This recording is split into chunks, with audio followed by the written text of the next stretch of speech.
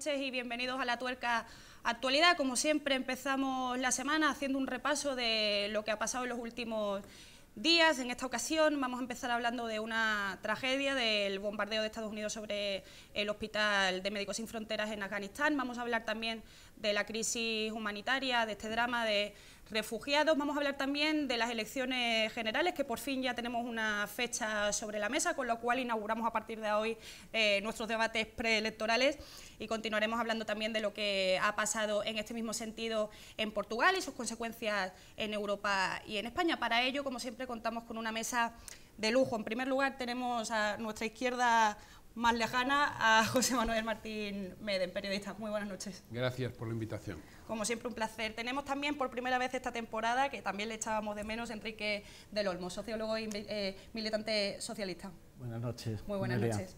Tenemos también con nosotros a la única mujer, que hay que ponerle remedio a esto, nos cuesta mucho trabajo, Ana Pardo, periodista de Público. Muy buenas noches. ¿Qué tal? Buenas noches, Noelia, gracias. Nada, a ti. Tenemos también con nosotros a nuestro punto de equilibrio de estos debates, Hermenegildo Altozano, abogado. Buenas noches, María. Muy buenas noches, un placer tenerte aquí, como siempre. Tenemos también a Enrique Bayo, director de esta casa, de Público.es. Muy buenas noches. Muy buenas noches, muchas gracias por invitarme. Nada, un placer. Y por último tenemos a Carlos Ugarte, que es responsable de Relaciones Externas de Médicos Sin Fronteras y con el que tenemos pendiente una conversación especial. Si os parece, vamos a ver el sumario y comenzamos. En La Tuerca de hoy entrevistamos a Carlos Ugarte, responsable de Relaciones Externas de Médicos Sin Fronteras, que nos hablará de la crisis de los refugiados que tratan de acceder a Europa huyendo de las diversas guerras de Siria y del ISIS.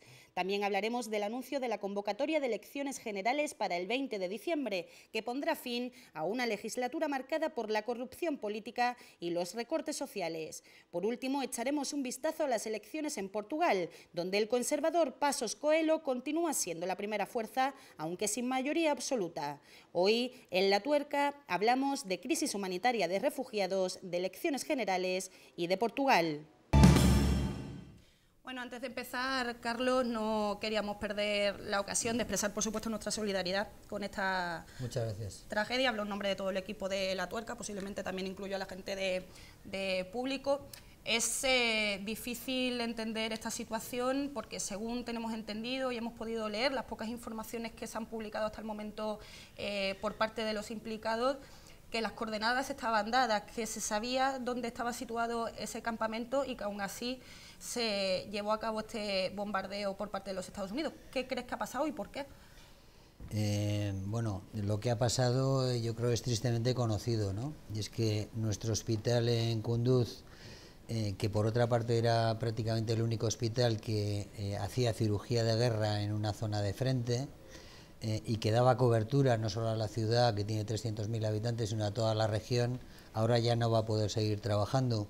En segundo lugar, que 12 compañeros nuestros han muerto, ¿no? Gente que estaba jugándose la vida por dar la vida a los demás y que han sido, en mi opinión, asesinados, ¿no? En tercer lugar, que han muerto 10 pacientes, entre ellos 3 niños. Y en cuanto a lo que ha ocurrido, básicamente nuestra organización, lo mismo que cualquier organización humanitaria que está trabajando en una zona de conflicto, da sistemáticamente las coordenadas de su posición a todas las partes enfrentadas, precisamente para evitar que se pueda producir un desenlace como este por error. En segundo lugar, a las 2 de la madrugada aproximadamente se produjo el primer bombardeo.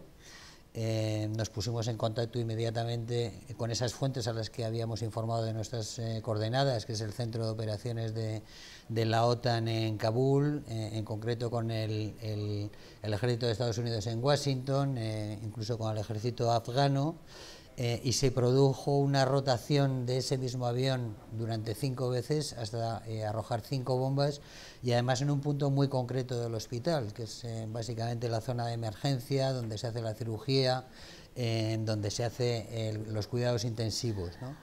Que es donde se produjo la mortandad. Es decir, este es un compound grande dentro de la ciudad, absolutamente conocido porque llevábamos 2 años trabajando en ese hospital. Es un compound muy amplio y se impactó en un sitio muy preciso, insisto, durante más de 1 hora y en 5 ocasiones consecutivas, ¿no? Nuestra opinión, en principio y a expensas de otras evaluaciones, por lo que nos están diciendo nuestros compañeros, es que es difícil entender que eso se haya podido producir por error tantas veces en el mismo sitio, después de haber hecho tantos avisos pidiendo que se detuviera ese bombardeo, y el resultado es el que es, ¿no? Al final, bueno, pues son 22 muertos, 37 heridos, y estamos esperando todavía que alguien nos dé explicaciones. El por qué habrá que preguntárselo probablemente al que dio la orden de atacar y al que no atendió a nuestras llamadas avisando de lo que estaba ocurriendo, ¿no?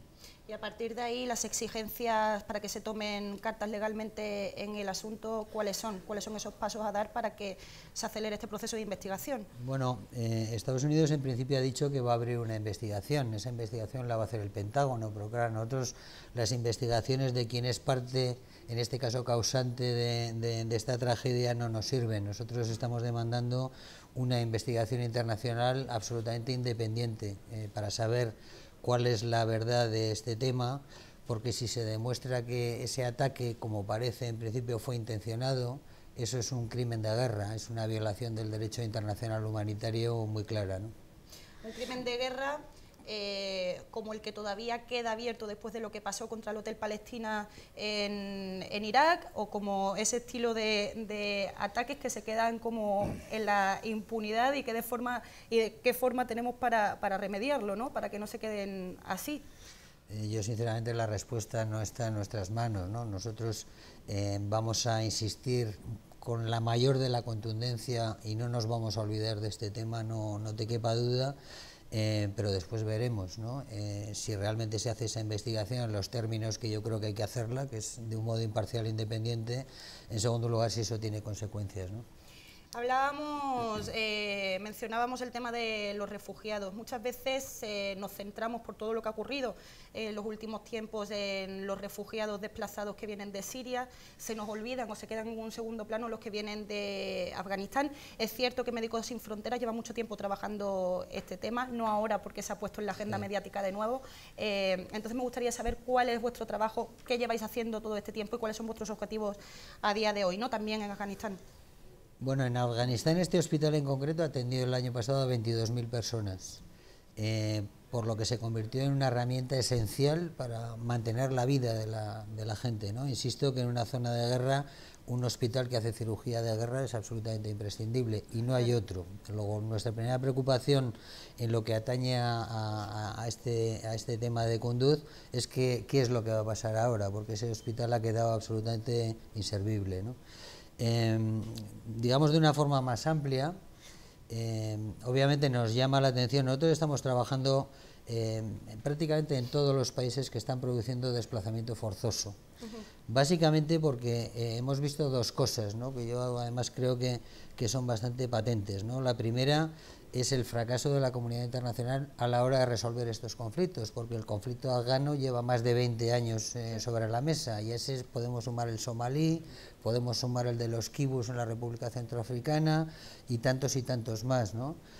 Asimismo como otros que llaman ahora de reciente aparición, como es el de Siria, y lo digo entre comillas porque llevan 5 años o van para 5 años, ¿no? O el de Yemen, o el de tantos y tantos escenarios que generan lo que ahora mismo ya el Alto Comisionado de Naciones Unidas para los Refugiados ha definido como el mayor desplazamiento forzoso de población desde la Segunda Guerra Mundial. Estamos hablando de casi 60 millones de personas, ¿no?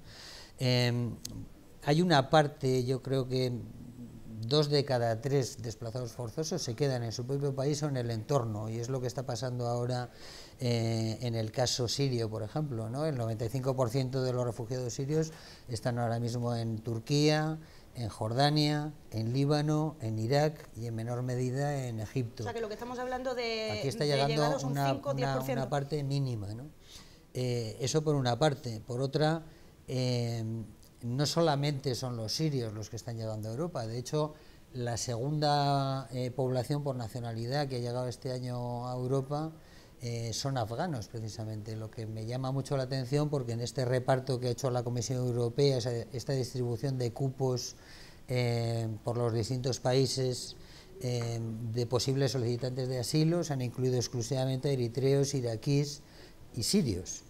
Los afganos han quedado fuera, y los afganos, insisto, que es la segunda población en volumen de llegadas, y la situación en su país, a los hechos me remito, ¿no? ¿Cuál es? O sea que, desde nuestro punto de vista, uno de los problemas es este, es decir, esa falta de resolución de conflictos que se van postergando en el tiempo, y sobre todo yo creo que un auténtico fracaso del sistema de Naciones Unidas y muy particularmente de su Consejo de Seguridad, donde vemos sistemáticamente que se bloquean acuerdos en función no del bien de las poblaciones o de la búsqueda negociada de conflictos, sino de los intereses de cada uno de sus 5 miembros con derecho a veto, de tipo político, geoestratégico, económico, de cualquier otra naturaleza. Eso hace que el conflicto se perpetúe. Y el segundo elemento, que para nosotros es muy preocupante, es este que estamos hablando, ¿no? Es decir, el ataque a las poblaciones civiles en todos estos conflictos se ha convertido ya en una herramienta absolutamente normal y usual. Y el problema es que todos estos ataques a hospitales, a infraestructuras, a escuelas, a potabilizadoras de agua, a carreteras, a lo que sea que de alguna manera permite que la población pueda mantenerse de alguna forma en estas situaciones de conflicto, todos estos ataques sistemáticamente quedan impunes, lo que obviamente anima al siguiente a seguir por esa línea, ¿no? Entonces, bueno, esa es la situación que hay.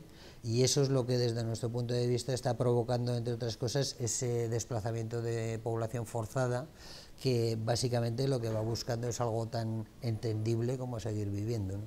Una falta de voluntad política, puedo entender, por parte de las instituciones europeas a la hora de afrontar esa resolución de conflictos, al revés, casi todo lo contrario, que deriva en ese desplazamiento, como tú bien dices, y que luego también se deriva en una falta también de recursos o de derivación de recursos a las tareas de salvamento. Bueno, es todo.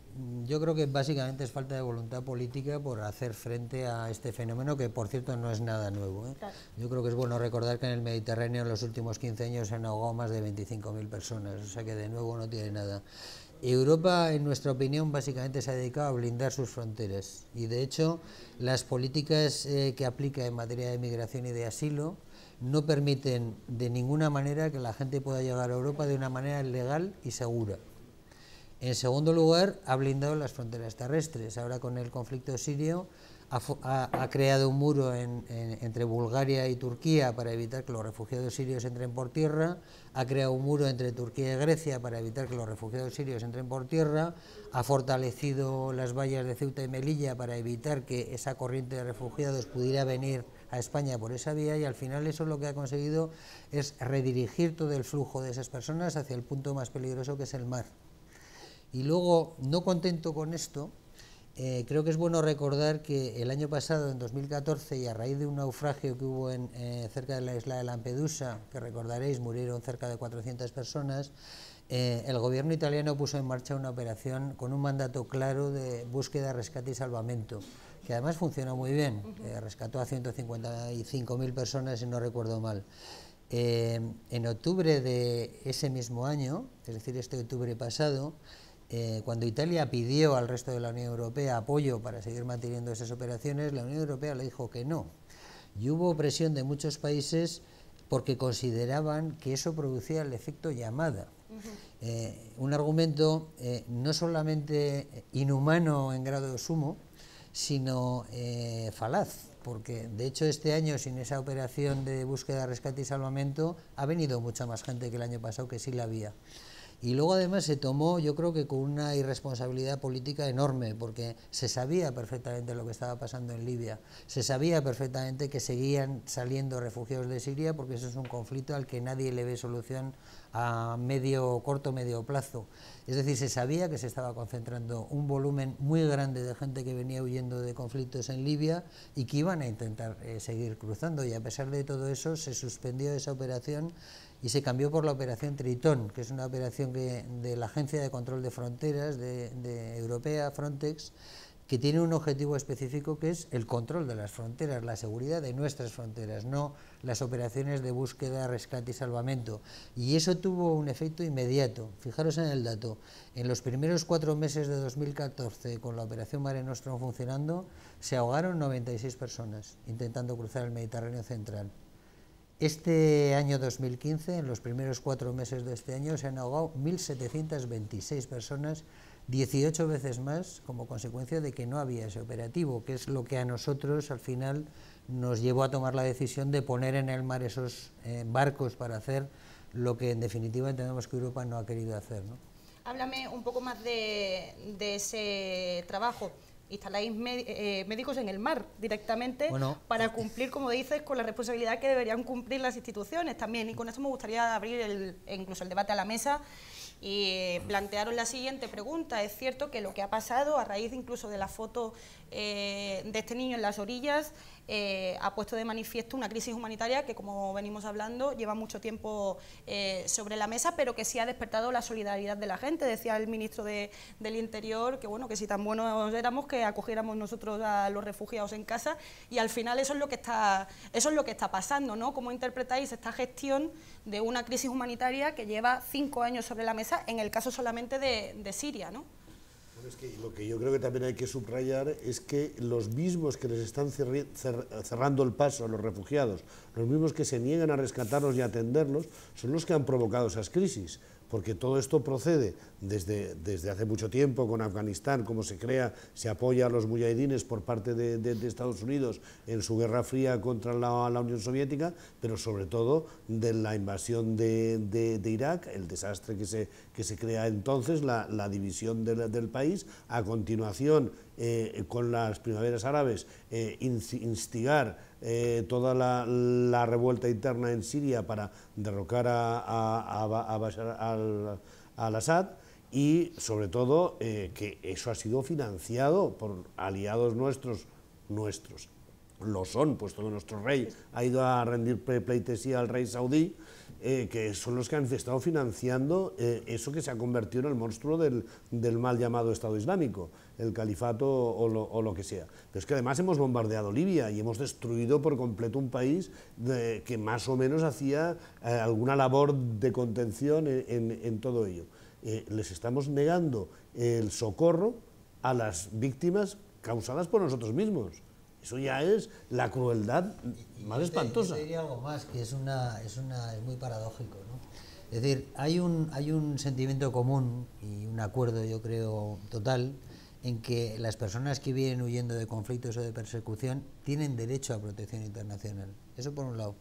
Y por el otro, hay un consenso total de que los países que han firmado los tratados internacionales en materia de protección, asilo y refugio están obligados a dárselo. Y eso pasa en Europa. Todos los países miembros de la Unión Europea han firmado esos tratados. Incluso hemos visto que líderes europeos, Merkel, Hollande, Renzi, han dicho que había una obligación legal de dar esa respuesta. Entonces, claro, uno se pregunta. El otro día me llegaron los datos de la OIM, de la Organización Internacional de Migraciones, actualizados a 29 de septiembre. Este año hemos hecho cruzar el mar y jugándose la vida, porque os garantizo que es una auténtica ruleta rusa montarte en un barco. Normalmente es un pesquero que debería de ir al desguace, que además va sobresaturado a límites insospechados, es decir, juegas a la lotería cuando te montas en ese barco, ¿no? Y entonces, para ejercitar un derecho que le reconocemos, les obligamos a 510.000 personas hasta el 29 de septiembre a jugarse la vida en el mar, y casi 3.000 se han muerto en el intento. Entonces uno dice, bueno, ¿qué sentido tiene todo esto, no?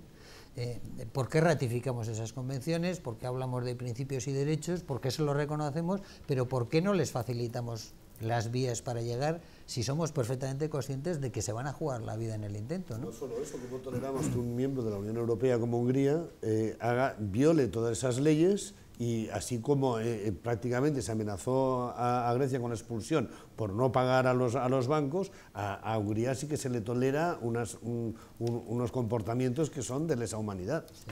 Hermenegildo. Sí, mira, la cuestión no es sencilla ni muchísimo menos, porque efectivamente hay tratados internacionales que regulan la condición de refugiado y la concesión del estatuto de refugiado, y la primera obligación que surge es la no devolución del que solicita la condición de refugiado al país de donde viene, pero es cierto que esos tratados también contienen cláusulas de salvaguardia, fundamentalmente por razones de seguridad nacional, lo que quiera que significa esa seguridad nacional interpretada de manera unilateral. Comparto prácticamente el análisis sobre las causas de los polvos que trajeron estos lodos, es decir, la intervención americana en Irak, la intervención en Libia, esa especie de ingenuidad con la primavera árabe, pensando que la primavera árabe lo que iba a traer era la Casa de la Ópera en Kabul y teatros donde se iban a representar óperas italianas, y la realidad ha sido completamente distinta. Hay un derecho fundamental que hay que reconocerle a todo el mundo, que es el derecho a prosperar. Es decir, todo el mundo tiene el derecho a aspirar a una vida mejor, aquí, en Beijing, en Trípoli o en cualquier lugar. Y luego hay otra realidad, que es las circunstancias que hay que administrar y los flujos migratorios, que se convierten en una situación de hecho que requiere un tratamiento jurídico, pero también un tratamiento de hecho. Y desde luego, lo que yo creo que la Unión Europea ha sido muy cicatera en algunos aspectos y demasiado generosa en otros aspectos. ¿A qué voy? En el caso del tratamiento de los refugiados, perfectamente se podría hacer un tratamiento de choque en origen, es decir, se puede hacer un análisis en origen de los flujos y se puede administrar en la frontera de Turquía, y puede haber, igual que existen en otros países, funcionarios desplazados para ordenar el flujo, se podría hacer perfectamente.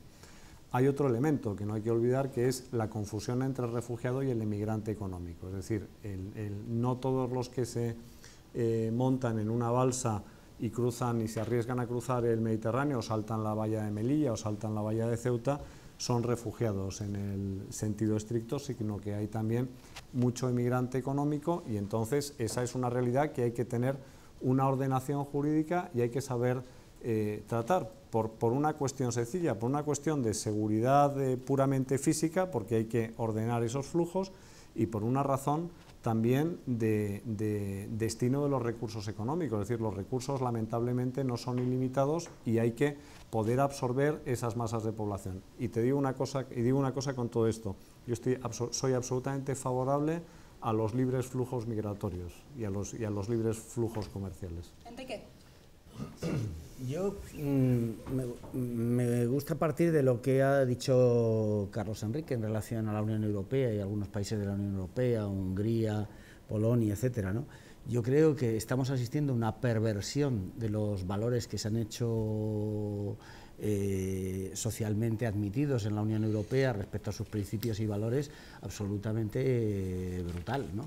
El comportamiento de Hungría y de Polonia en algún sentido y la permisividad de Bruselas al respecto choca precisamente con un tema de muchísima menor dimensión, tanto en lo económico como es el caso griego, ¿no? Entonces, como el disciplinar a la ortodoxia financiera de Scholem a todo el continente está muy por encima de la defensa de algunos principios básicos de derechos humanos, ni siquiera de los valores de la Unión Europea. Y yo creo que este es un problema fundamental, porque en este proceso hemos asistido a un mercadeo vergonzoso respecto a las personas, como era la famosa discusión de los cupos, donde nuestro gobierno ha cumplido un papel absolutamente deleznable, ¿no?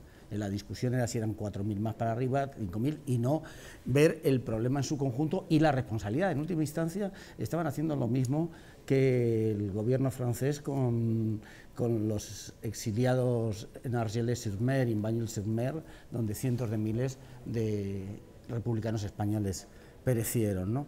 Y la tercera cuestión importante es esta discusión sobre el tratamiento en origen. ¿El tratamiento en origen qué es? Y ahí es evidente que se implica los temas económicos y los temas del conflicto. Eso es inevitable, porque una de las razones fundamentales de los mismos conflictos son los temas de miseria. Pero el tratamiento en origen, tal y como se está abordando, es exclusivamente, por decirlo de alguna forma gráfica, desplazar la concertina un poquito más allá. Desplazar el freno al proceso un poco más allá, lo cual es evidente que no es ninguna solución. Nosotros hemos contemplado cómo todos los temas de ayuda al desarrollo, de política humanitaria, han ido desapareciendo de la agenda, aunque ahora haya habido una cumbre de Naciones Unidas para cambiar lo que eran ODMs por ODS y ganar 30 años de discurso genérico de solución de los problemas básicos. Yo creo que estos son dos problemas fundamentales. Ana y José Manuel. A mí me gustaría insistir un poco en el tema de la seguridad nacional como, bueno, como cláusula de los tratados. Es verdad que existe ese componente de seguridad nacional a la hora de frenar la traída o la llegada de exiliados, pero insisto, no se puede utilizar la seguridad nacional como coartada para frenar los flujos inmigratorios que nos corresponden por legalidad, primero en la migración económica, pero mucho menos todavía en el tema de los refugiados. Ahora precisamente hay una discusión importante en Italia, porque Italia se niega a que funcionarios, entre ellos los españoles, que es lo que pretende el gobierno español, decidan, elijan allí a los refugiados que se quieren traer y a los que no. A mí eso me parece una aberración, claro, porque ya solo nos falta utilizar la expresión de vamos a mirarle los dientes al caballo y a ver cuáles nos convienen y a ver cuáles no. Quiero decir, el tema es la seguridad nacional, sí, y el gobierno español fue el primero en levantarse, el Ministerio del Interior, y decir, es que se nos van a colar los yihadistas. No, mire, los yihadistas ya están aquí. Quiero decir, no hay ningún problema con respecto a si se van a colar o no. Hombre, es inevitable, pero inevitable lo es en cualquier caso. Estamos hablando de una situación de emergencia donde la gente se está muriendo literalmente, donde los niños se están muriendo literalmente. Las fotos nos impactan el primer día, pero parece que ya no nos vuelven a impactar nunca más. Y yo creo que, bueno, utilizar la coartada de la seguridad nacional me parece una especie de xenofobia del siglo XXI. Sí, yo creo que estamos en lo que se podría denominar una política criminal multifacética. Es decir, Estados Unidos y la Unión Europea provocan el empobrecimiento en las regiones más vulnerables para que sus transnacionales hagan grandes negocios, provocan los conflictos armados para imponer sus intereses geoestratégicos y además hacen un excelente negocio vendiendo las armas que alimentan esos conflictos, porque sin armas no hay guerras. Pero es que además ese negocio es un negocio, además de criminal e ilegítimo, corrupto. Hoy se puede leer en la prensa de Madrid, en periódicos que no son precisamente portavoces de los antisistema, como una empresa privada española dedicada a vender armamento español en colaboración con el Estado es, según las investigaciones de la policía, una empresa criminal, una asociación criminal. Bueno, eso nos da una imagen de qué es lo que está ocurriendo. Pero es que además hay luego un discurso trufado o plagado de mentiras. Es decir, no es cierto que se esté endureciendo ahora por intereses de seguridad nacional la política de aplicación del refugio. Es decir, en España, la Comisión Española de Ayuda al Refugiado viene denunciando durante los últimos 10 años un cierre cada vez más hermético de las concesiones de estos estatutos de refugiados que, como antes se recordaban, son un derecho internacional para las personas que son víctimas de distintos conflictos económicos o bélicos, y aquí se ha ido cerrando por unos gobiernos y por otros, tanto por el Partido Popular como por el PSOE, la política de otorgar esa salvaguardia, esa defensa, esa protección a los refugiados, y no tenía nada que ver con la situación actual. Por lo tanto, las políticas son anteriores, provocan las situaciones y luego a los que se agarran al borde de las embarcaciones para salir o de la miseria o de la guerra, les damos con la bota militar en los morros para que se ahoguen. Esa es la situación en la que estamos. Te doy la palabra, Carlos Enrique, pero te añado una pregunta más porque tenemos varios periodistas en la mesa y me parece importante preguntaros si creéis que los medios de comunicación también han estado a la altura a la hora de informar sobre esta crisis humanitaria o no. A la altura de la rodilla. A la altura no han estado nunca desde el inicio de todos estos conflictos. A mí me gustaría además volver otra vez al bombardeo del Hospital de Médicos Sin Fronteras en Kunduz, porque es que no es ni el primero, ni el segundo, ni el 10º crimen de guerra que ha cometido Estados Unidos, como bombardeos masivos indiscriminados en Irak. Precisamente puedo recordar que cuando Wikileaks empieza a revelar todos los crímenes de guerra cometidos en Irak, en Faluya, era el famoso asesinato colateral desde el helicóptero grabado en vídeo. Nos recordaremos a Javier Couso, a José Couso, por supuesto, pero todas esas informaciones se las pasan los grandes medios de comunicación internacionales y de repente lo que esos medios de comunicación internacionales hacen es intentar desentrañar las tripas de Wikileaks e ir a por Julian Assange en vez de a denunciar eso. De todos esos crímenes de guerra, por eso comprendo perfectamente que no confíes en absoluto en una investigación llevada por el Pentágono. Todos esos crímenes de guerra demostrados con documentos internos del Departamento de Estado, con grabaciones en vídeo, no solo con testimonios, también con testimonios, no se ha juzgado, o sea, se ha juzgado a una sola persona, pero no ha sido condenada en los Estados Unidos. Y estamos hablando solamente de los que han cometido eso físicamente, pero de los responsables de esas guerras, ninguno de ellos ha sido investigado para nada. De todas maneras, cuando Hermenegildo decía lo del derecho a prosperar, supongo que también debe haber un derecho a huir de la guerra para salvar la vida.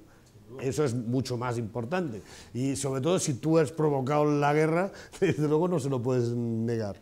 Luego, con el tema de los emigrantes económicos y los recursos limitados. Los recursos son limitados salvo para hacer la guerra. O sea, Estados Unidos se gastó 3 billones con B de dólares en lanzar una invasión de Irak que era contra unas armas de destrucción masivas inexistentes, contra unas relaciones de Saddam Hussein con Al-Qaeda inexistentes, es decir, absolutamente fingido para ocupar esa zona y quedarse los pozos petrolíferos, que luego le salió todo absolutamente al revés, el tiro por la culata. Pero desde luego son emigrantes económicos de zonas que me gustaría saber quiénes son los responsables de que esas zonas hayan sido saqueadas, porque es que estamos hablando del Congo ex-belga, del Centroáfrica ex-francesa, de la Libia ex-italiana, de Irak y Afganistán ex-británico, es que han sido primero sometidos a un pillaje que también ha provocado esa pobreza, y en eso José Manuel tiene toda la razón. Tenemos que ir finalizando, voy a dar la palabra enseguida a Hermenegildo, pero me gustaría hacerlo, ya que tenemos que ir concluyendo con el tema, hacerlo con una visión algo positiva. Dentro de lo malo siempre hay una lectura positiva, y es que al final tanto las organizaciones como Médicos Sin Fronteras como la propia ciudadanía está un poco sustituyendo la labor que tenían que hacer, como hablábamos antes, los propios políticos, ¿no? Nuestros propios representantes. Ciudades del cambio estamos viendo que se están convirtiendo en ciudades refugio, y no solo, ha sido una alternativa que viene de ahí, pero que ha llegado a mucha gente, y que al final también demuestra que hay una voluntad de solucionar y de hacer las cosas de otra forma, ¿no, Hermenegildo? Sí, mira, hay una, al hilo de lo que decía antes José Manuel, con quien comparto muchas cosas, pero con quien discrepo también de muchas otras, ¿no? Sí, hay algo que podría hacer perfectamente la Unión Europea para solucionar problemas en origen, que sería desmantelar la política agraria común y permitir que los productos agrícolas producidos en los países del tercer mundo entraran libremente en los mercados europeos. Es verdad que eso te va a generar protestas de los agricultores franceses, de los agricultores españoles y de muchos agricultores, pero esa es una medida perfecta, se podría hacer. Y luego hay otro tema, la pobreza se soluciona con inversión y con comercio. Desde luego todos los países que quieren salir de la pobreza tienen una fórmula, que es buscar inversión extranjera y pedir que dejen colocar sus productos en el exterior. Y no hay otra fórmula. Y en el momento en el que empieza a haber prosperidad económica, muchas veces se solucionan los conflictos. Se solucionan los conflictos cuando hay una estabilidad económica que trae consigo una estabilidad institucional. Carlos, te dejo que contestes a la mesa porque ya casi que es la última pregunta, y ya para acabar. Bueno, yo por seguir un poco con tu tono positivo, distinguiría la respuesta de la ciudadanía, en este caso la española, que ha demostrado claramente que va muchos pasos por delante de su gobierno, en este caso, ¿no?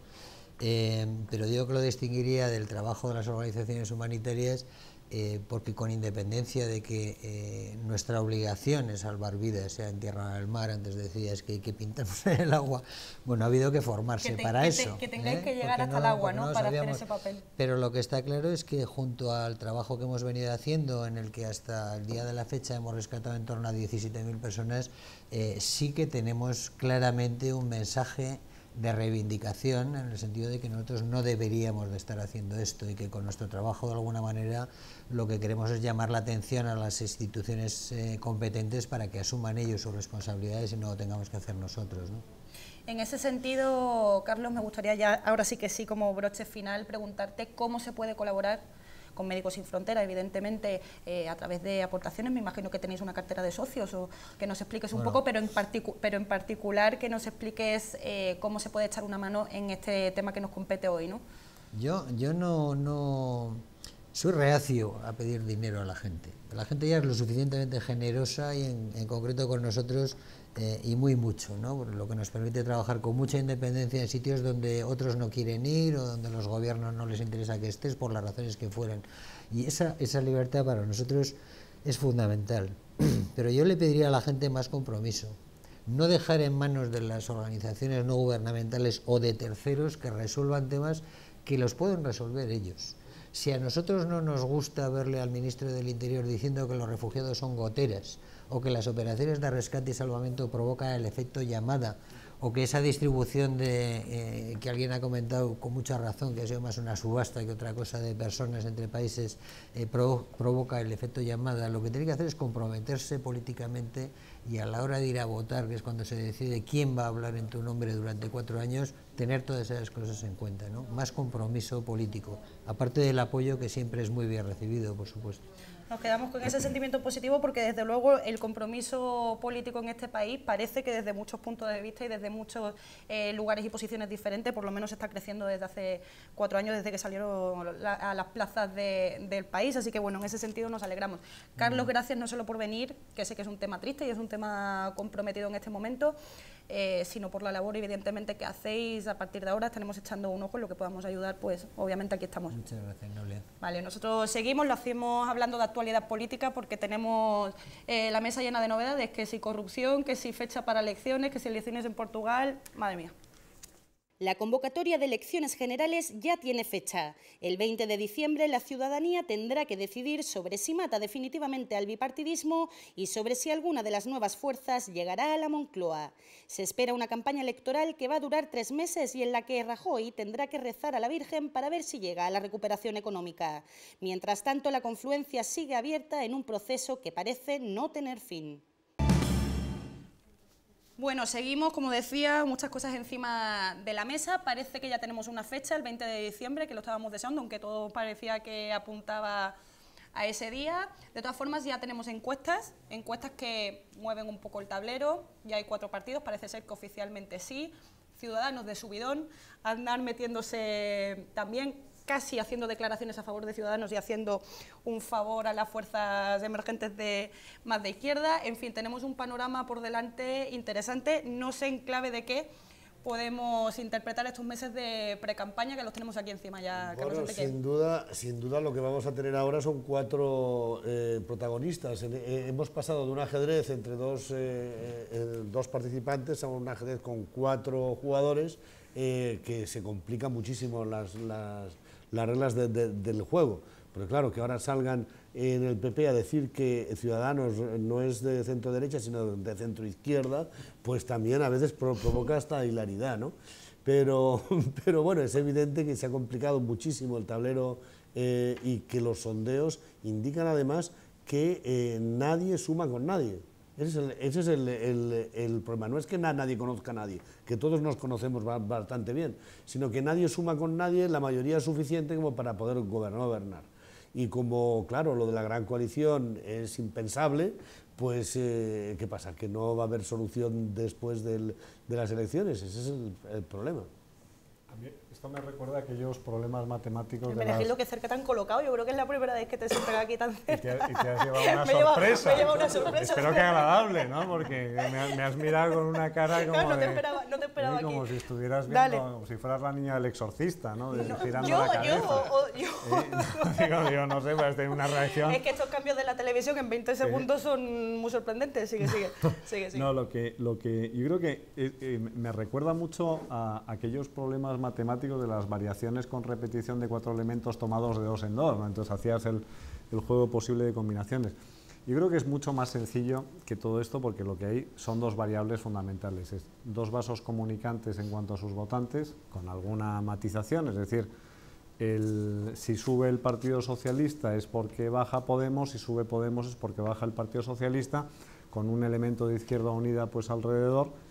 Y en el caso de Ciudadanos y el Partido Popular es lo mismo, es decir, si sube el Ciudadanos en intención de votos, baja inmediatamente el Partido Popular, con otra incógnita que es el índice de participación en unas elecciones. Entonces, eso explica la virulencia del ataque del Partido Popular a Ciudadanos. Por eso dice que es un partido de centro-izquierda, que son unos amateurs, que nos van a poner el país en manos de Podemos o de la gran coalición o de la mini coalición entre Podemos y el Partido Socialista, porque saben perfectamente que quien les está hurtando los apoyos electorales no es ni Podemos ni el Partido Socialista, sino que es Ciudadanos.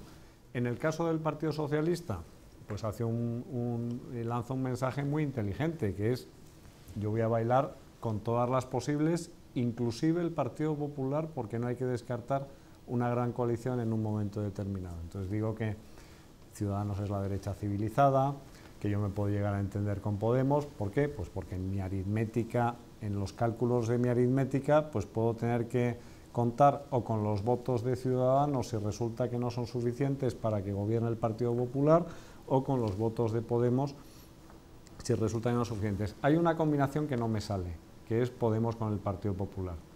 Pero, como decía Fraga Iribarne, la política termina por hacer extraños compañeros de cama. Madre mía, el día que podamos ver eso, nos bueno, retiramos, en Grecia lo has visto de facto. Bueno, sería distinto si estuviéramos hablando de un pacto, y eso también lo puedo dejar sobre la mesa, entre Podemos y Ciudadanos como dos fuerzas emergentes frente a la gran coalición, ¿no? Porque con el PP no lo termino de ver. Ana. Yo creo que en esta ocasión precisamente Ciudadanos se ha erigido como la formación que puede pactar con todos, menos yo creo que con Podemos, aunque quizá algún acuerdo puntual podrían llegar, pero bueno, lo dudo mucho. Entonces ahora Albert Rivera está en ese juego de yo pacto con el PP porque mi votante natural es el que viene del desencantado del Partido Popular, ojo, pero también puedo pactar con el PSOE, porque es verdad que ellos en su página web se definen como un partido de centroizquierda, y eso lo recalcaba hoy mucho precisamente el Partido Popular para tratar de... Pero bueno, el Partido Popular en cualquier caso entra en una contradicción tremenda al decir que pacta que Ciudadanos es de centro izquierda, pero al mismo tiempo al insinuar que sus pactos, que su posibilidad única de gobernar depende de Ciudadanos, con lo cual estamos en un juego prácticamente imposible que dependerá muy mucho de los votos que reciba el Partido Popular. Yo creo, en mi opinión, porque de momento sigue liderando las encuestas. Hay una cosa que descuadra un poco y es la aparición de nuevo, como decía antes, de Aznar, que no sé si está haciendo un favor o no se lo está haciendo al propio Partido Popular, ¿no? En el momento en el que dice, ojo, que viene Ciudadanos. Entonces, sí. O sea, queda como un poco en evidencia si es que este señor aparece porque hay un plan para después de la pérdida o no pérdida de las elecciones de Rajoy.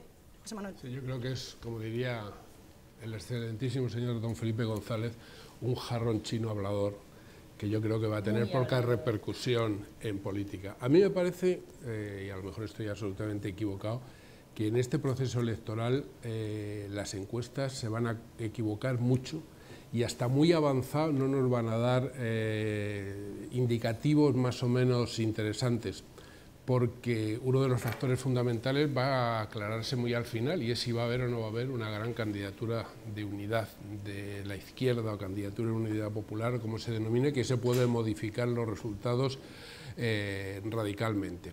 Y por otra parte, el Partido Popular va a tener ese techo que tiene del 30-32%, que es inamovible, y lo demuestra en todas las elecciones. Aquí el PSOE gana o pierde cuando sus electores le acompañan o cuando se cabrean con él y se retiran. El PP tiene eso. Y desde luego que Ciudadanos crea que va a dar el sorpaso y que el escenario de las elecciones del 20 de diciembre se va a parecer a Cataluña, me parece que les aleja bastante de la realidad. No hay que olvidar que en dos escenarios clave, como fueron las elecciones autonómicas en Andalucía y las elecciones autonómicas en Madrid, Ciudadanos quedó no por debajo, muy por debajo de lo que ellos esperaban y de lo que las encuestas les atribuían. Y eso va a ocurrir en las elecciones generales, es decir, Ciudadanos va a ser un jugador de segundo nivel que va a entrar solamente en juego, no como pedía en la noche de las elecciones catalanas Albert Riera, denme 10 años para regenerar España, convoquen otra vez elecciones en Cataluña que les voy a ganar. No, va a ser un jugador para completar mayorías, para pactar. Y ya hay gente que está llamándole para que apoye al PSOE en lugar de para que apoye al Partido Popular. Pero ¿y si al final hay una mayoría como en Portugal, de 3 patas de la izquierda, que tenga votos para formar gobierno? Pues a lo mejor esa era la vía más directa para que el PSOE gobierne con Ciudadanos, evitando que la opinión de la mayoría se pueda convertir en el veredicto del gobierno, ¿no? Enrique, te dejo que contestes, porque sé que quieres contestar a José Manuel también directamente, pero te añado también una pregunta, porque bueno, eres militante socialista, tienes trayectoria en esto y eres a lo mejor un poco la persona que más nos puedes contar desde dentro por qué crees que se ha elegido esta fecha que ha desestabilizado un poco la sensación de todo el mundo, ¿no? Que además deja por fuera a gente con la posibilidad de votar, a gente que tiene residencia permanente en otros países. Sí, bueno, yo creo que el tema de la fecha es un tema de los cálculos que hace el gobierno y particularmente Rajoy y los elementos que le pueden favorecer, pero todo esto para mí es muy peccata minuta respecto. Parece mentira que después de un país que ha vivido las convulsiones que ha vivido desde el 2011 estemos abocados a una discusión de cuál va a ser el postureo de cada uno 3 meses antes de las elecciones, ¿no? Yo creo que deberíamos volver un poquito para atrás y ver un poco corrientes que no se han expresado. Yo tampoco creo que esté en absoluto nada decidido, que la configuración final del escenario político y sobre todo el resultado esté en absoluto definido, y que hay corrientes de fondo a los cuales no se llegan leyendo los periódicos ni las campañas que cada uno hace con sus propios medios. A mí me parece que en este país han surgido corrientes de cambio muy importantes. Otra cuestión es que puedan quedar frustradas o, como decía en algún momento, rememorando la frase de Marx, la montaña parió un tanque, un ratón. Entonces puede ser que todo este proceso convulso de cambio al final acabe en un ratón que igual es diferente a lo anterior. Lo que es evidente es que todo va a ser diferente a lo anterior. La discusión es si va a ser muy intensamente diferente o no tanto, ¿no?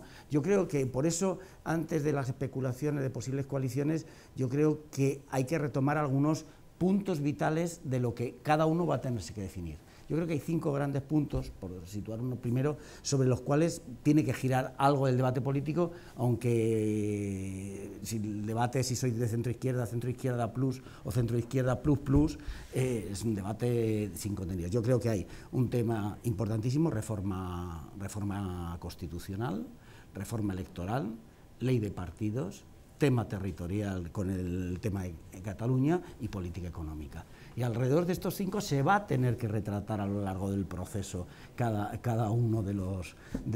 aunque intenten que eso no sea así. ¿Cuál va a ser la pulsión al final? Si va a ser una pulsión de cambio muy profunda o va a ser el cambio del recambio. Yo creo que esto es como un partido por jugar, en cierta forma, que no está absolutamente decantado. Yo no creo que los escenarios de vasos comunicantes sean cerrados, Hermenegildo. No creo que PSOE y Podemos jueguen en un contingente de 8 millones de votos y los otros en otro de 8,5 millones o 9. Creo que puede haber más movimiento en el proceso y que hay muchos factores de decepción, el factor de la corrupción, el trasvase, cómo se produce. Pero a mí lo que me parece importante en el próximo periodo, dentro de lo que podamos, es por rearmar de alguna forma el debate hacia los grandes hitos de futuro y que han estado presentes en la calle desde el primer día en el 2011, ¿no? Tampoco debemos olvidar otro factor muy importante, que son los nacionalismos. Es decir, naturalmente que ha sido como un shock los resultados en Cataluña para el PP por el ascenso de Ciudadanos, pero también sacaron ahí a un García Albiol que parecía un aznarito, aznarito de gran estatura en Cataluña, y que lo único que hizo es polarizar todavía más el debate. La estrategia del PP le salió exactamente mal, porque lo único que consiguió fue que creciera Ciudadanos y que creciera la CUP. Es decir, que no quitó ni un solo voto a los independentistas, que obtuvieron en nuestro estudio del Observatorio Continuo que damos en público de Jaime Miquel y Asociados, habíamos dado 47,5% de votos y sacaron 47,74%. Es decir, y llevábamos tiempo dando esa... O sea, que no se movió ni un ápice, ni un solo votante independentista. Ahora, eso sí, le dieron toda la cancha a Ciudadanos y reforzaron a la CUP, porque polarizaron que eso es un riesgo también. ¿Cómo, digo yo, piensa gobernar la derecha? Porque además Urkullu también ha advertido que también tienen un problema en Euskadi, de la misma naturaleza. ¿Cómo pueden pensar que pueden gobernar España si en Cataluña casi se están convirtiendo ya en el último de los partidos a nivel estatal, sin ninguna duda, porque solamente están por detrás de ellos en la CUP, sin ganar Euskadi, con Andalucía también perdida, puesto que los últimos resultados demostraron que no tienen fuerza para imponerse allí, e incluso frente a alianzas que creo que ya están cerradas en Galicia, por ejemplo, como las mareas atlánticas con Podemos. Si pierden todos estos lugares, ¿qué piensan? ¿Gobernar España desde Castilla y León?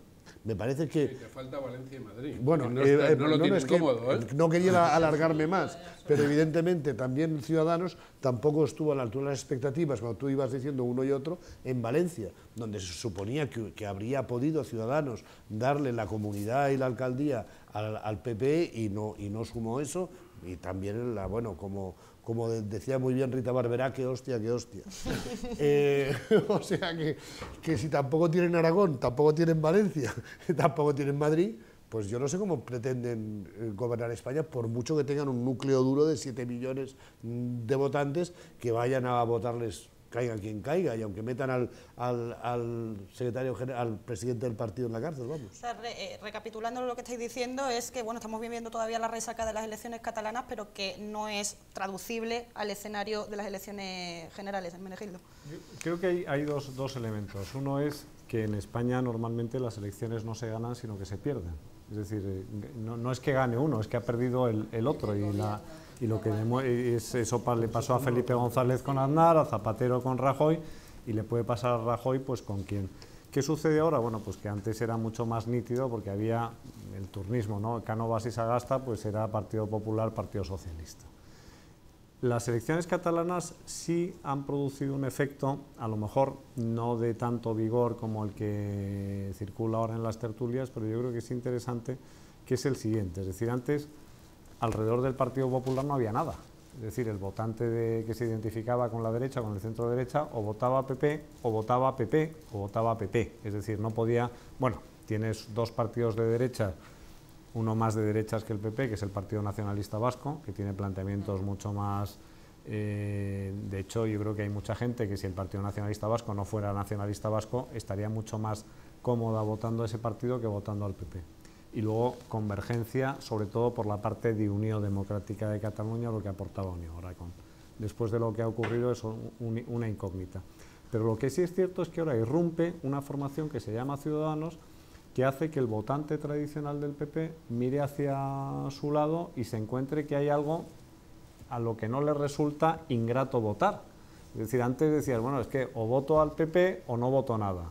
Y ahora, o voto al PP, tengo también una opción que se llama Ciudadanos, pues que tiene un discurso de unidad nacional, que tiene un discurso de libertad económica, que tiene un discurso con el que mucho votante de la derecha no se siente en absoluto incómodo y que incluso es capaz de atraer a ciertos votantes moderados de la izquierda.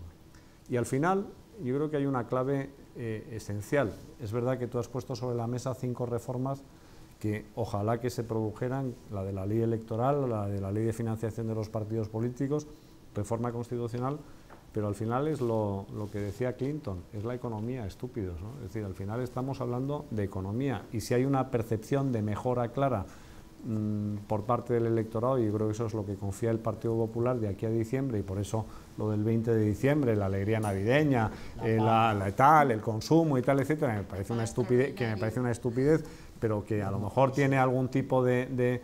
Y luego, si frente a eso la percepción de la gente es vamos a tener una rebaja en la calificación de Standard & Poor's y vamos a tener cualquier tipo de desastre si no siguen gobernando estos señores, pues yo creo que ahí tienen su asidero. Sin embargo, en Menegildo, y os planteo otra cuestión también relacionada con la actualidad, sí que es cierto que tiene una relación directa con la percepción de la mejora de la economía, que es el discurso al que se lleva cogiendo el Partido Popular desde hace meses, los famosos brotes verdes, pero veíamos este mes que el paro volvió a aumentar, 26.000 personas, después de también esa resaca de verano y de esos aumentos de puestos por la temporalidad. Pero es que además aumenta los contratos temporales, aumenta la precariedad y al final... Y sobre todo es que llevan mucho tiempo, es decir, que los parados de larga duración llevan mucho tiempo, que ya no reciben, que ya no reciben ayuda ninguna, muchas familias que tienen a todos sus miembros en paro. O sea, que le está fallando al Partido Popular dos cosas, le está fallando el auge y ese éxito abrumador después de las catalanas de Ciudadanos y le está fallando el discurso. Pero es que los índices de la macroeconomía no dan de comer a la gente que está en paro. Es decir, eso de que hay brotes verdes, al final a mucha gente le debe parecer hasta un sarcasmo sangriento, porque decir, bueno, sí, está estupendo, nuestra prima de riesgo está muy baja, estupendo, pero yo ya no cobro subsidio desde hace muchísimo tiempo, ni tengo perspectivas, ni yo y los jóvenes. Y los jóvenes, sobre todo los jóvenes, se han politizado ahora. Eso es un nuevo fenómeno que es importantísimo. La juventud, que parecía estar absolutamente al margen de la política durante varias décadas, ahora se ha involucrado, se ha comprometido, se han convertido en militantes, en activistas. ¿Y qué es la realidad? Que el PP se está convirtiendo en un partido del medio rural, de la gente mayor, hay sondeos que hablan de que atraen a un 4% de los jóvenes electores. Eso es una muerte anunciada, porque a medida que vayan creciendo estos jóvenes, se has perdido toda su confianza, y con un 50 o 55% de paro juvenil empezar a decir que qué bien lo he hecho y cómo os he sacado de la crisis, no sé si a esa juventud le va a saber bien. Pero es cierto que en cierta medida estaba colando. Bueno, estaba colando, pero yo creo que precisamente el discurso del paro y del empleo, entre comillas, es el más blando, el más fácil de desmontar de todos los discursos de recuperación económica del Partido Popular, porque claro, los empleos que se están creando son los empleos que había partidos en 4. Por eso se crea empleo, porque en donde antes se pagaban 1.000 euros, ahora hay 3 trabajos donde se pagan 300 y pico. Quiero decir, esa es la clave, y la gente lo sabe, porque la gente, claro, tampoco nacieron ayer, y como decías tú, Carlos Enrique, claro, es que la gente está muy politizada, pero ¿cómo no va a estar? Si es que es imposible acceder a una vida digna, si es que es imposible irse de casa con 25 años, si es que es imposible formar una familia, porque si tú no puedes mantenerte a ti mismo, ¿cómo vas a tener hijos?, etcétera, etcétera. Es el discurso más fácil de desmontar y el más endeble, y la reforma laboral la hizo el Partido Popular. Rajoy, inmediatamente después de anunciar de esa manera tan peculiar, como suelen ser sus anuncios, la fecha de las elecciones generales, inmediatamente después anunció también cuáles iban a ser los 2 grandes temas de su campaña electoral: mantener la continuidad de la recuperación económica y defender la unidad de España. Esa es la campaña del PP. Y aquí hay que dar un dato que habría que recuperar con mucha profundidad, porque no se tiene en cuenta habitualmente.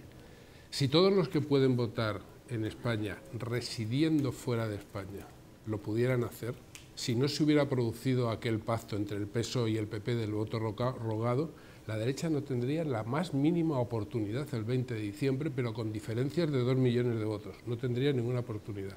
Pero en las últimas elecciones, gracias, comillas, al voto rogado, están votando entre el 5 y el 7 u 8% de los que tienen derecho a hacerlo. Mi hija vive y trabaja en Perú y no ha conseguido votar, a pesar de perseguir al consulado y de rogar que le dejasen votar. Es decir, ese es un dato clave. Se ha excluido a una parte importante, pueden ser más de 2 millones de votos del electorado, a las que no les van a dejar votar. Y ahí están de acuerdo el Gobierno y el Partido Socialista. Hicieron la ley y no les dejan votar. No hay manera de que la Administración sea porosa para que ese voto pueda llegar. Y 2, los 2 grandes argumentos del PP son para su electorado, para su techo. Es decir, solamente siendo un forofo puedes creer que la recuperación económica funciona cuando, como tú decías, la gente mayor no tiene trabajo y la gente joven no encuentra el primero. Es decir, unos están parados de larga duración y otros no consiguen acceder al trabajo o a un contrato no basura, mierda directamente. Y segundo, la defensa de la unidad de España no es un argumento que les vaya a servir para ganar las elecciones el 20 de diciembre. Yo insisto, a lo mejor también en esto estoy profundamente equivocado y me gustaría que tú tuvieras razón, que la campaña electoral para el 20 de diciembre vaya a girar en torno a los 5 grandes temas fundamentales para el futuro de España política y económicamente. Ojalá. Yo estoy convencido de que va a ser una campaña emocional. El votante del PP para que no vengan los rojos, el votante del PSOE para echar a la derecha el votante de Ciudadanos no se me ocurre por qué, porque Ciudadanos dice lo mismo. Vamos a hacer la misma política para la recuperación económica de Rajoy y vamos a defender la unidad de España. Para eso ya lo hace el PP. Nosotros somos los limpios, somos la gente honesta, somos la gente que el mensaje de Ciudadanos está centrado en la corrupción y la honestidad. Y el voto emocional desde la izquierda, que se vayan todos. Yo creo que es el voto emocional el del 20 de diciembre, es el que se va a imponer. Va a ser más emocional que el de Cataluña, claro, querías decir. Sí.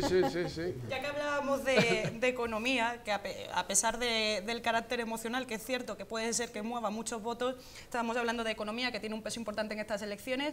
Te voy a preguntar por la deuda, ¿cómo tiene que ser el discurso, cómo pueden convencernos en ese sentido, sabiendo que la herencia que va a dejar Rajoy o que va a tener que seguir gestionando Rajoy es un aumento de deuda del 60 al 100% del PIB? Me has leído mi chuleta, porque ¿No? yo lo tenía aquí apuntado. Fíjate, si es que ves, te digo yo, claro, que esto de estar sentado al lado. Has empezado aquí a copiar. La deuda no es solo de Rajoy, ¿eh? No, la deuda viene son de los siameses que reformaron la Constitución. Exactamente. La deuda viene de haber pensado que las generaciones futuras es aquello del que venga detrás que arree, ¿no? Es decir, me gasto hoy lo que no tengo hoy, pero que lo que hago es anticipar rentas de las generaciones futuras y que sean ellos los que apechuguen con unas devaluaciones de facto, con unos aumentos de la presión fiscal brutal, porque ha habido un aumento de la presión fiscal que no ha experimentado ninguna clase media en ningún otro país europeo, y porque ha habido una devaluación de hecho consistente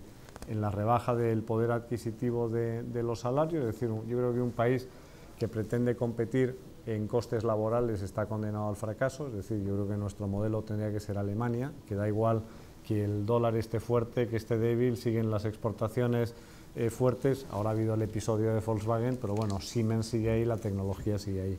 Había dos cosas en relación con la deuda pública y con la percepción que es importante. Es decir, yo creo que vamos a tener, junto con los argumentos emocionales, que es verdad que se van a basar en una campaña de miedo, va a ser otra campaña muy pueblerina, en el sentido de una campaña con mucho cemento y mucho acero, es decir, mucha inauguración de infraestructura, cuando yo creía que ya nos habíamos curado del vicio de abrir aeropuertos donde no había aviones, o estaciones de tren donde no pasaba el tren, o donde no había población, o universidades donde no estudiaba nadie. Yo creo que vamos a asistir, y eso va en contra de la deuda pública, vamos a asistir a un aumento del gasto público en estos 3 meses que va a poner en peligro los compromisos asumidos a efectos de control del déficit.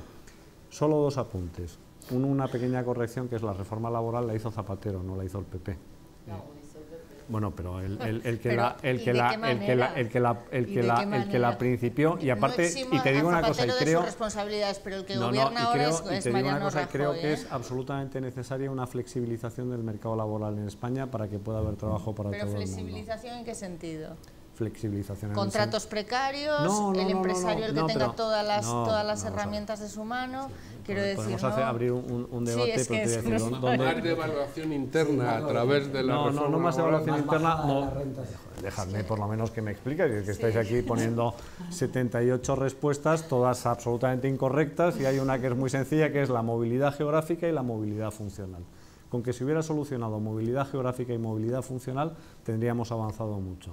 Y luego también hay otro tema, que son los contratos de aprendizaje. Es decir, hay una de las mayores tragedias con la que se enfrenta la población joven, es la de no poder exhibir experiencia. Cuando tú vas a un sitio y dices experiencia, pues usted ninguna, porque acabo de terminar la carrera, y entonces claro, ¿cómo me pretende usted exigir experiencia, etcétera? A mí me recordaba mucho cuando íbamos a hacer propuestas a algún cliente de un sector de actividad y decía, ¿has trabajado con fulano?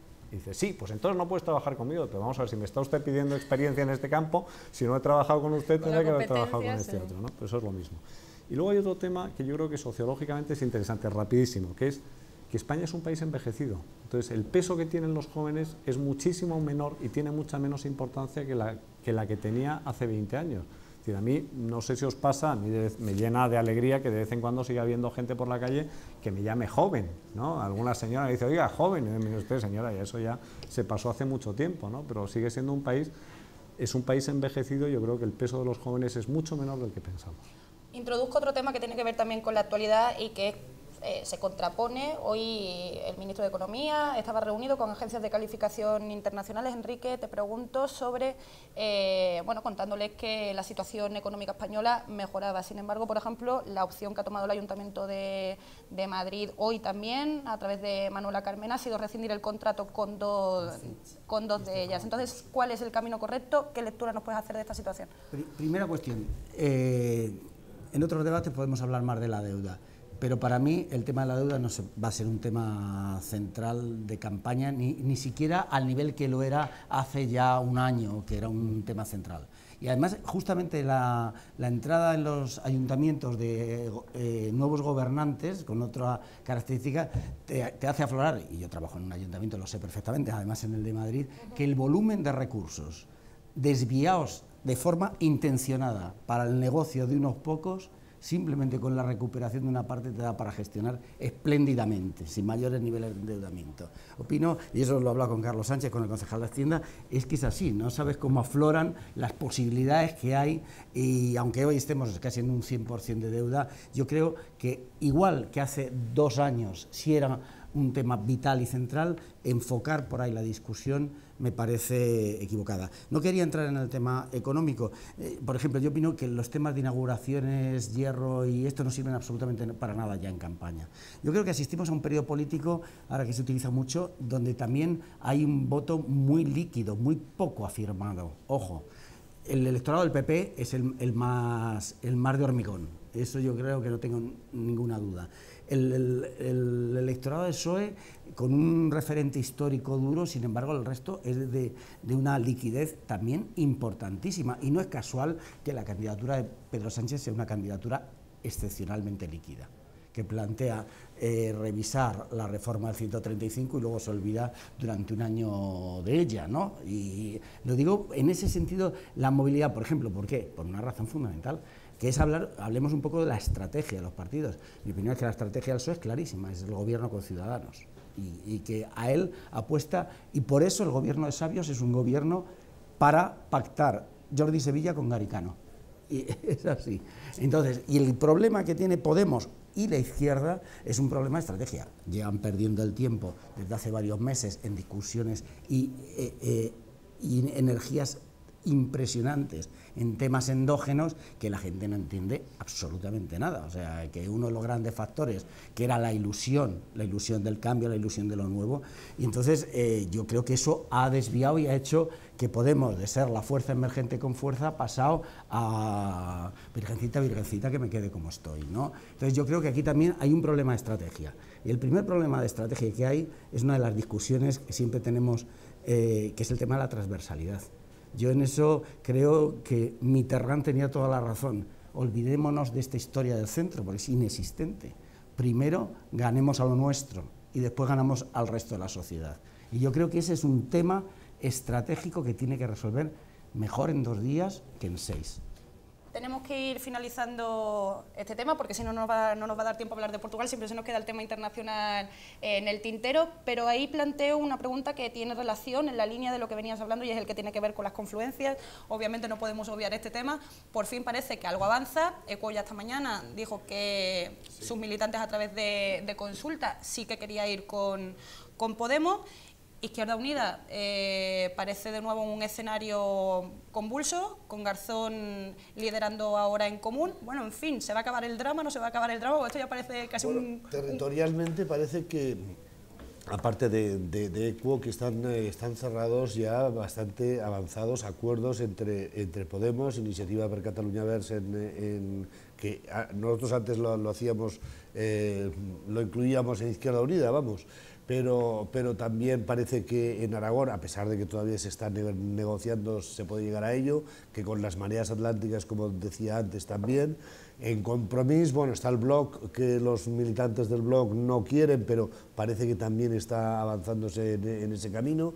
O sea que a nivel territorial separado puede haber, es que si no hay candidaturas territorialmente unidas, pues realmente el sistema electoral, que muy bien lo ha planteado Enrique, el sistema electoral lo que haría sería que, según las encuestas, el análisis de las encuestas que tenemos hecho, por ejemplo, Izquierda Unida podría sacar 1 millón de votos y 2 diputados. lo cual es una barbaridad, ¿no? Entonces claro, eso es realmente perder la fuerza de los votos en las urnas. No, perfectamente, ¿no? Y eso también, que lo que pasa es que los partidos emergentes son partidos urbanos, fundamentalmente, donde triunfan es en las grandes urbes, y en las grandes urbes necesitas muchos más votos por cada diputado que en las localidades pequeñas, que es donde siguen fuertes tanto el PP como, por ejemplo, en Andalucía el PSOE. El PSOE ha llegado a tener en las últimas elecciones autonómicas, creo que hubo una población donde el 87% de los votos fueron PSOE. Claro, eso es algo que habrá que cambiar después de las elecciones. Vamos a intentar elevar este debate y ponerlo en relación con Europa. Hablábamos la semana pasada de lo que pasaba en Grecia, hablábamos de Corbyn y su nuevo papel, hablábamos de lo que podía pasar o no podía pasar en Portugal. Parece que las cosas no han cambiado mucho, pero que bueno, que estas nuevas fuerzas han subido muy rápido, Carlos Enrique. Sí, pero claro, es que en Portugal pasa eso, o sea, hay 3 partidos de izquierda que sumados podrían, digamos, desbancar a la derecha, pero ¿cuál es su diferencia irreconciliable? Europa. Es el euro y Europa lo que divide a la izquierda en estos momentos en Portugal y también aquí. Vamos a debatirlo, vamos a ver lo que ha pasado y los resultados de ayer en Portugal. En las elecciones de Portugal de este domingo, el conservador Passos Coelho ha obtenido el 39% de los votos y tiene todas las papeletas para revalidar su puesto de primer ministro. Definido como el mejor alumno de la Troika, sin embargo, ha perdido casi 200.000 votos debido a su política de recortes y privatizaciones por mandato de Bruselas. Los socialistas han asumido su derrota y tienen en su mano facilitar un gobierno de derechas en un país donde solo el 56% de los portugueses acudieron a votar.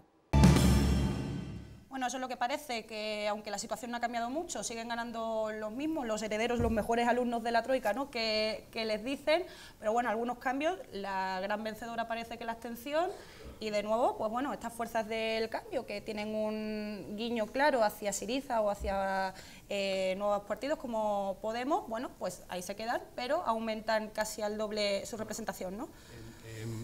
Digamos, Portugal es uno de los países que en Europa más igual se mantienen en su escenario político desde hace muchísimos años, ¿no? En estas elecciones por primera vez el Bloco supera al Partido Comunista, con el 10, el Partido Comunista el 8, pero la izquierda, sin contar a los socialistas portugueses, tiene casi el 20%.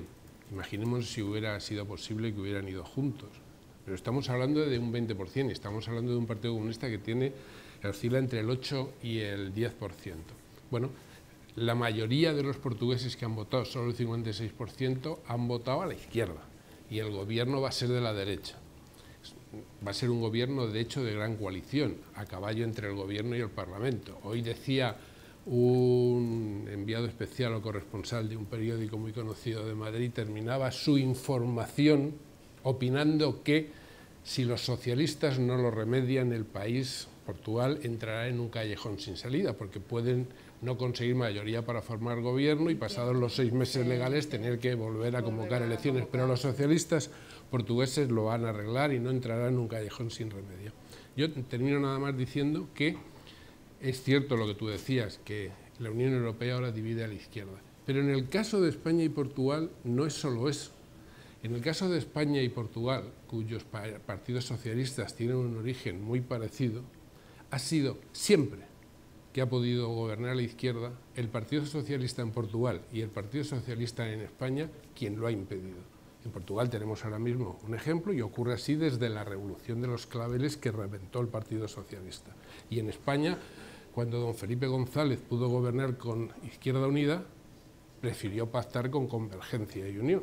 Por lo tanto, si la izquierda no ha podido formar un gobierno en España y en Portugal, ha sido única y exclusivamente porque lo ha impedido, cuando era posible, el Partido Socialista de cada uno de estos dos países.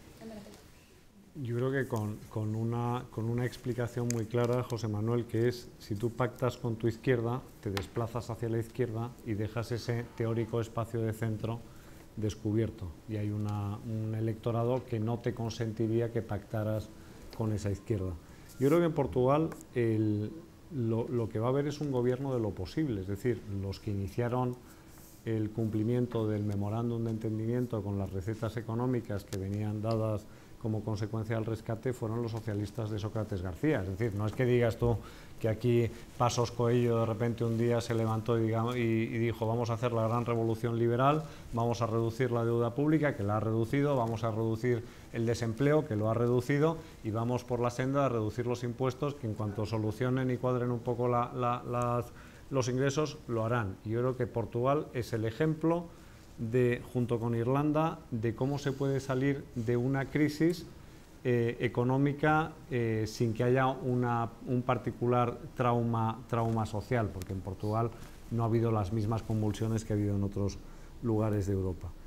Y yo creo que al final, es decir, estamos en un escenario, y lo has descrito perfectamente, que es la política como el arte de lo posible, ¿no? Y el arte de lo posible se llama, en el caso de Portugal, pertenencia a la Unión Europea, pertenencia al euro y pertenencia a la Alianza Atlántica desde mucho antes de que perteneciera España, con lo cual yo creo que eso condiciona muchísimo las posibles coaliciones postelectorales. Enrique. Sí, precisamente el 25 de abril pasado yo estuve en Portugal dando unas charlas, invitado por el Bloco, y era llamativo porque era sobre los cambios políticos en España, cómo contemplaban con admiración el dinamismo político español, y decían, y nosotros que no se mueve nada. Aparte, el Bloco en esos momentos estaba dividido en 5 tendencias y había producido el cambio de liderazgo de alguien con mucha fuerza, como era Francisco Lousa, por los nuevos dirigentes, ¿no? Entonces no tenían ninguna expectativa de este tipo de recuperación electoral, y el éxito parece ser que tanto Caterina tiene mucho éxito y llegar al 10. Casi han triplicado. Y han triplicado, pero ha sido un cambio muy rápido, en meses, que han sido capaces de configurar una fuerza que estaba al borde de la escisión, y de hecho tuvo una escisión, a una fuerza que duplica y en algunos sitios triplica el electorado. Y luego la otra cuestión de la izquierda portuguesa, que yo creo que la del PS es clarísima, o sea, es el factor clave del desmontaje de la revolución de los claveles, en un sentido, es el PC. El PCP con el KKE griego son los únicos partidos comunistas que no pasaron por el eurocomunismo. Es decir, que están anclados en posiciones muy fosilizadas desde hace mucho tiempo. No hay ningún otro partido comunista, por ejemplo, que se oponga a la Unión Europea prácticamente. Lo cual configura una política de alianzas que en España no es así. En España el sector de izquierdas que plantease salir del euro es ultra minoritario. Ninguna de estas fuerzas que están en esto plantea, bueno, sí, la CUP, pero es localizada. La Comunidad de Portugal pide exactamente salir del euro. Claro, por eso te digo que es una situación que hace más compleja las alianzas que en el caso español, tanto por la configuración de los partidos, que son partidos nuevos y en proceso muy vinculados a movimientos, que en el caso del partido portugués, que no se mueve desde que Cuñal lo dirigía. Antes has hecho, perdona, son 30 segundos, antes has hecho una pregunta, ¿qué va a pasar con la convergencia? ¿No? Y se me había olvidado intentar contestarte. Yo me temo que en la medida en que Alberto Garzón consiga abrir alguna posibilidad para la confluencia de Izquierda Unida con Podemos y otras muchas alrededor, que si esa confluencia inicial se produce, se añadirían rápidamente los grandes amigos del PSOE dentro de Izquierda Unida. Y la parte más rancia de Izquierda Unida y del Partido Comunista lo impedirán inmediatamente, como siempre ha ocurrido. Una vez más. Yo creo que en la situación de Portugal a mí me gustaría destacar más el papel sobre todo del Partido Socialista, porque bueno, para hacer coaliciones de gobierno, aunque sean pactos puntuales y favorecer una alternativa de izquierdas, si es que el Partido Socialista portugués se puede considerar de izquierdas, porque esa es la espinita que yo les guardo, hay que renunciar a determinados postulados. Yo creo que ni la permanencia en el euro ni la permanencia en la Unión Europea, por supuesto, deben de estar, o sea, si realmente tienes interés en que la derecha no gobierne, todo eso debe quedar al margen. Estamos en el euro, estamos en la Unión Europea, vamos a dejar eso de lado ahora, vamos a resolver la situación de la gente que sí está pidiendo una mayoría de izquierdas, aunque sea insuficiente. Han gobernado Lisboa. Alianza, sí, comunistas y socialistas. Sí, es que por eso sí, que hay determinadas cosas. El Bloco apoyó la candidatura presidencial de Manuel Alegre. Yo creo que los problemas van más allá y que tienen que ver muy mucho con la indefinición del Partido Socialista respecto a una izquierda que en realidad no representa. Quiero decir, ¿qué es eso de la austeridad moderada? Ese planteamiento del Partido Socialista, no, austeridad como predican los conservadores, no, austeridad moderada. ¿Qué es la austeridad moderada? O sea, hablamos de una redistribución de riqueza, hablamos de aceptar los postulados de Merkel, ¿de qué estamos hablando? Yo creo que tienen que ver más con eso, más que propiamente con la salida del euro o de la Unión Europea. Carlos Enrique, como anfitrión de esta casa, tiene la oportunidad y la responsabilidad de cerrar este programa con esta intervención. Así que confiamos plenamente en ti. Yo creo que nos estamos dando cuenta de que estamos viviendo unos cambios históricos, pero que a niveles históricos la velocidad que nosotros pretendemos que se ejecuten esos cambios es absolutamente más rápida que la velocidad de la luz. Es decir, es evidente que el bloco ha crecido de una manera espectacular en unos meses y ha conseguido un resultado histórico, pero si lo que pretendíamos es que ganase las elecciones, es que, vamos, no hay proceso histórico que lo pueda. Igual que el cambio que se está produciendo en España, el cambio ya se está produciendo. El nuevo Congreso va a ser totalmente diferente de lo que habíamos vivido desde la transición hasta hoy. El bipartidismo ha terminado. Todo eso es ya un cambio histórico. Si además lo que pretendemos es que la mayoría absoluta de los votos vaya, no sé, a Podemos o a Ciudadanos, da igual, estamos pensando en castillos en el aire. Eso es absolutamente imposible. Y el proceso histórico que estamos viviendo ya es muy acelerado. Pero bueno, ni siquiera cuando se disuelven todos los partidos tradicionales en Italia se hace eso en un año. y acabaron desapareciendo todos. Bueno, estaremos pendientes desde luego porque para debatir desde luego vamos a tener tuercas y tuercas y tuercas este año. Van a ser 3 meses tremendos, sí. Desde luego que sí, Carlos. Autoconvocados, entonces. Bueno, aquí podéis venir cuando queráis, que desde luego para hablar tenemos Carlos Enrique, Ana, José Manuel, uy, por Dios santo, Enrique del Olmo y Hermenegildo. Muchas gracias a todos por estar aquí con nosotros una vez más. Nosotros nos despedimos, lo hacemos con la nueva temporada del Tornillo, por fin, que en esta ocasión trata del miedo de las mujeres. Nos vemos la semana que viene.